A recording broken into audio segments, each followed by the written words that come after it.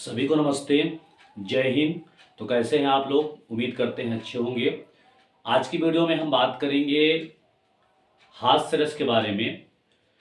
तो हिंदी व्याकरण की अगर हम बात करें, चाहे संस्कृत व्याकरण की बात करें, उसमें रस आता ही है, होता ही है।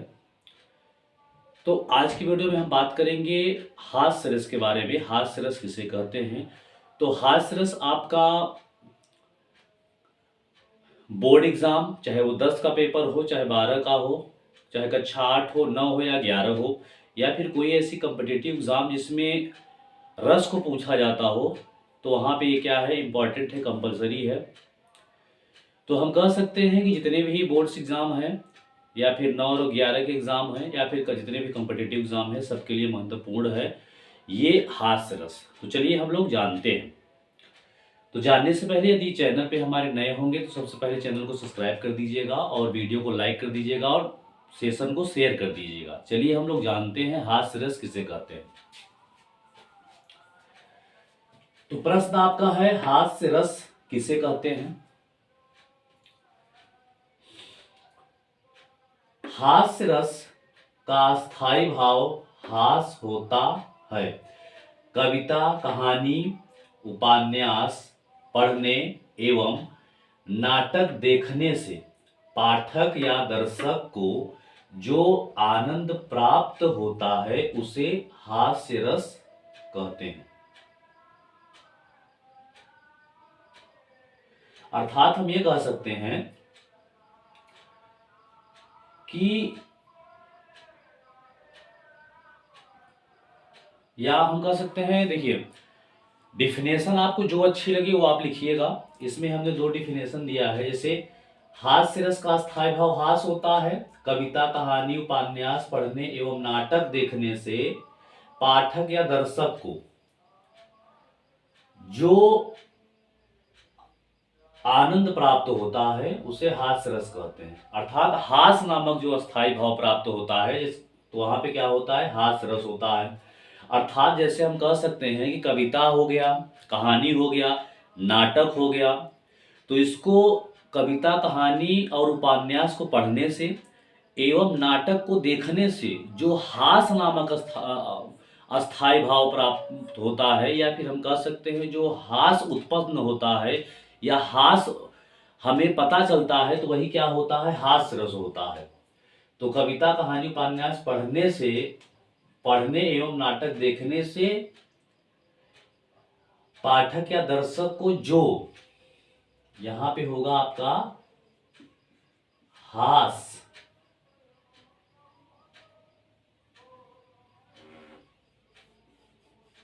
जो हास प्राप्त होता है उसे हास्य रस कहते हैं। ये आपकी पहली डिफिनेशन है, पहली परिभाषा है। दूसरी परिभाषा हम कह सकते हैं, यहां से देखिए, किसी व्यक्ति को, वस्तु को या घटना को, ठीक है, घटना की विचित्र वेशभूषा, आकृति या वाणी या चेष्टा को देखकर हृदय में हंसी का भाव उत्पन्न होता है, तो वहां हास्य रस होता है।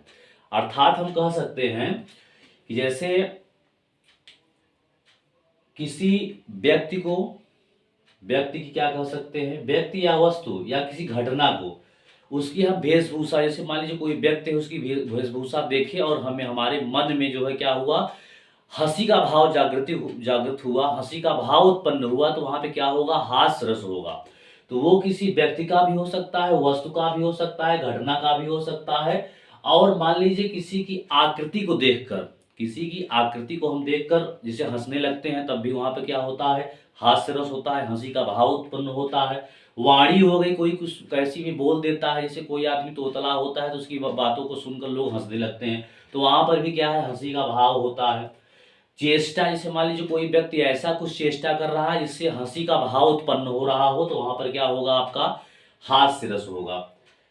तो ये रही आपकी हास्य रस की डिफिनेशन। एक मोटा मोटी हम आपको बता देते हैं कि हास्य रस होता क्या है। कह सकते हैं कि कविता, कहानी, उपन्यास पढ़ने से एवं नाटक को देखने से जो देख रहा है या फिर जो पढ़ रहा है उसको जो हंसी नामक भाव उत्पन्न होता है, तो वहां पे क्या होता है, हास्य रस होता है। तो हम कह सकते हैं ये हास्य रस है। और दूसरी इसमें डिफिनेशन जो हमने बताई है, इसमें क्या लिखा है कि जैसे मान लीजिए किसी व्यक्ति की, वस्तु की और किसी घटना को हम क्या कर सकते हैं, उसकी या फिर वेशभूषा को देखकर जो है, या फिर उसकी आकृति, वाणी या चेष्टा को देखकर जो हृदय में भाव उत्पन्न होता है, हंसी का भाव उत्पन्न होता है, तो वहां पे क्या होता है, हम कह सकते हैं वहां पे हास्य रस होता है। इसका बहुत ही अच्छा प्यारा सा उदाहरण हम लाए हैं। और ये कहाँ का उदाहरण है, ये रामचरितमानस हम कह सकते हैं, रामायण का उदाहरण है, जिसमें कि जब ये बात हो रही थी कहाँ की, ये जब भगवान राम जो है पत्थर की बनी मूर्ति जो अहिल्या को जो है तार दिए थे पैर रखकर, तो वहां की घटना को देखकर जो है ये उदाहरण जो है उससे तुलना की गई है। जैसे इसमें है, बिंध के वासी उदासी तपोव्रत धारी महाबीरु नारी दुखारे, होई है शिला सब चंद्रमुखी पर से पद मंजुल कंज तिहारी, कीनी भली रघुनायक जू करुणा करी कानन को पगु पधारे। हम कह सकते हैं कि जब जो है ये घटना कहाँ की है, विंध्य पर्वत की है। तो विंध्याचल पर्वत पर कई गुरु जो थे वो अपने शिष्यों के साथ वहां पे विराजमान थे। तो उनको पता क्या चलता है कि भगवान राम जो है विंध्य पर्वत पे आने वाले हैं।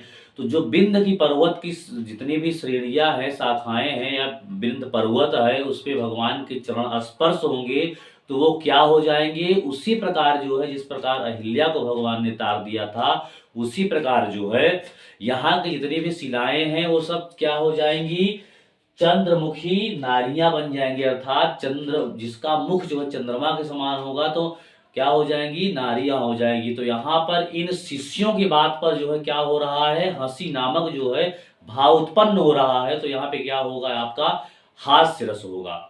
तो हम कह सकते हैं इस उदाहरण में आपका क्या है, हास्य रस है। तो यहाँ पे क्या हो रहा है, हास नामक स्थायी भाव उत्पन्न हो रहा है। तो यहाँ पर देखिए, कहने का मतलब ये है कि जैसे मान लीजिए हम पढ़ रहे हैं, आप देख रहे हैं, तो पढ़कर, देखकर या सुनकर कोई बात अगर हंसी उत्पन्न हो जा रही है तो वहां पे क्या होगा, हास्य रस होगा। तो उम्मीद करते हैं आपको हास्य रस जो है समझ में आ गया होगा। तो ये आपका जो है ये नोट्स आप लोग अपनी कॉपी में बना सकते हैं, उदाहरण सहित इसको स्क्रीनशॉट ले लीजिए, लिख लीजिए, नोट कर लीजिए। चाहे आप कक्षा 8 से लेकर IAS एग्जाम तक की मैं बात कर रहा हूँ, जिस भी पेपर में आपका हास्य रस अगर पूछा जा रहा है तो वहाँ पर ये आपका नोट्स काम करेगा। चाहे कक्षा 10 की पेपर हो, परीक्षा हो, एग्जाम हो, अभी होने वाला है, चाहे 12 का हो पेपर होने होगा तो उसमें भी, चाहे 9 हो चाहे 11 हो, चाहे कोई भी कम्पिटिटिव एग्जाम की तैयारी कर रहे हो जिसमें जो है हिंदी व्याकरण पूछा जाता हो, तो आपके लिए ये क्या है, बहुत ही कंपलसरी है। तो उम्मीद करते हैं आज का वीडियो आपको अच्छा लगा होगा, और हास्य रस जो था। तो अगर वीडियो अच्छा लगा हो तो वीडियो को लाइक करिएगा, इसको सेशन को पूरा शेयर कर दीजिएगा, जितने भी आपके दोस्त हैं, रिश्तेदार हैं, साथी हैं, तो उनको जो है ये वीडियो पता चले, हास्य रस का बहुत ही प्यारा, बहुत ही सिंपल तरीके से जो उनको नॉलेज हो कि हास्य रस होता गया।